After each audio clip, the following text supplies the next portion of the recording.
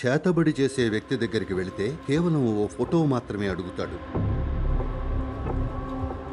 ఫోటోతోనే వాళ్ళు ప్రతికూల విషయాలు చేయొచ్చు. కావాలంటే ఇంట్లో ప్రయత్నించండి. ఒక సీరియల్ కిల్లర్ ఫోటోని డౌన్లోడ్ చేసుకుని అది ఎలా జరుగుతుందో చూడండి.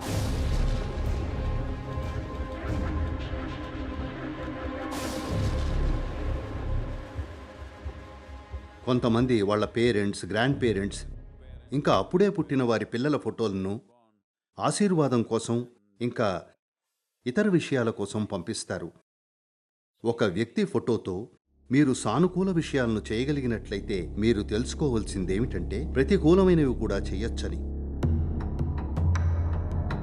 మీరు భారతదేశంలో చేతబడి చేసే వ్యక్తి దగ్గరికి వెళితే అతను కేవలం ఓ ఫోటో మాత్రమే అడుగుతాడు.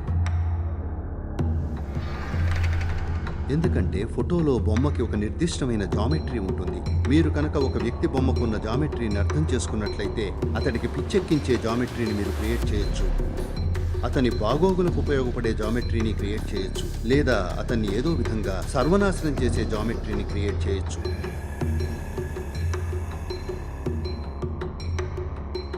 కాబట్టి ఈ కారణం చేత ఇటువంటి ఉన్న సంస్కృతుల్లో కొంతమంది ఫోటోలు తీసుకోవడానికి ఇష్టపడరు. కొన్ని ప్రత్యేకమైన సాధనలో ఉన్న వ్యక్తులు కూడా, చాలామంది సాధువులు, సన్యాసులు ఫోటోలు తీసుకోవడానికి ఇష్టపడరు. కానీ ఈ రోజుల్లో వారు వాటిని నివారించలేరు. వారికి తెలియకుండానే సెల్ఫీలు తీసేసుకుంటున్నారు. ఇక కొంతమంది నాతో మీతో ఓ సెల్ఫీ కావాలి అంటారు. నో సెల్ఫీ అంటాను. ఎందుకంటే ఇలాంటి సిల్లీ ట్రెండ్స్ వచ్చిపోతుంటాయి. జీవితం వీటన్నింటికీ అతీతంగా సాగిపోతుంటుంది. ఈ ట్రెండ్స్ అన్నీ విషయం ఏమిటంటే మీ ఫోటోను ఎవరూ తీయాలనుకోవడం లేదు. కాబట్టి మీ ఫోటోని మీరే తీసుకుని అన్ని చోట్ల పెట్టుకుంటారు. ఇలా చేయడం నా ఈస్థెటిక్స్కి సరిపడదు.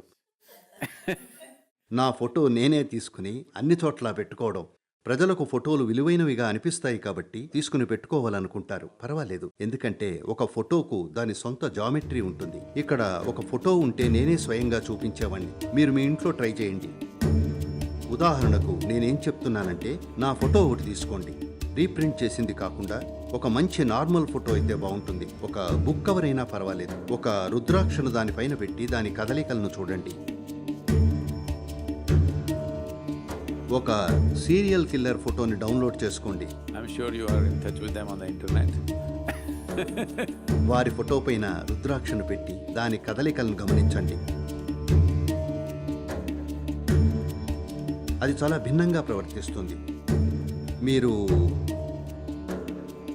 ఓ ఫోటోని మడత పెట్టి తీసుకురండి. ఓకే, నా రెగ్యులర్ పిక్చర్ కాదు, నేను ఒక ప్రత్యేకమైన స్థితిలో ఉన్నప్పుడు తీసిన కొన్ని ఫోటోలు. మడత పెట్టిన ఫోటో ఏముందో మీకు తెలియదు. అలాగా కొన్ని తయారు చేయండి. వాటిని మీరేమంటారు? ప్లాసిబో ఫోటోలు అనుకుందాం, సరేనా? ఒక తెల్ల కాగితం లేదా ఇంకేదైనా ఒక మిడత ఎగురుతున్న ఫోటో, ఒక చెట్టు,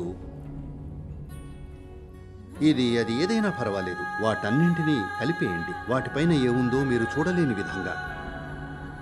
ఇప్పుడు వాటిని టచ్ చేయండి. ధ్యానం చేస్తున్నట్లయితే, నా చేత దీక్ష తీసుకోబడిన వారైతే చాలా మంది వాటిలో నా ఫోటో ఏదో వెంటనే కనుక్కుంటారు.